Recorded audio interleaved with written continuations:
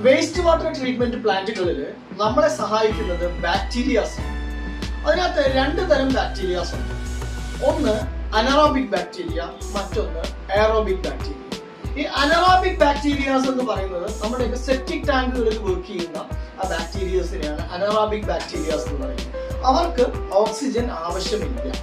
എന്നാൽ മറ്റൊരു തരം ബാക്ടീരിയാസ് ആണ് എയറോബിക് ബാക്ടീരിയ. അവര് നമ്മളെ പോലെ തന്നെ ഓക്സിജന്റെ സാന്നിധ്യത്തോടുകൂടി മാത്രം ജീവിക്കാൻ കഴിയുന്ന ബാക്ടീരിയാസ് ആണ്. അവരെയാണ് എയറോബിക് ബാക്ടീരിയാസ് എന്ന് പറയുന്നത്. ഈ രണ്ട് തരം ബാക്ടീരിയാസിനും വേണ്ടുന്ന ഫുഡാണ് നമ്മൾ കൊടുക്കുന്ന വേസ്റ്റ് വാട്ടറിലുള്ള വേസ്റ്റ്. അതായത് ആ കാർബൺ സോഴ്സ് വെച്ചാണ് ഈ ബാക്ടീരിയാസ് അവിടെ ജീവിക്കുന്നതും മൾട്ടിപ്ലൈ ആവുന്നതും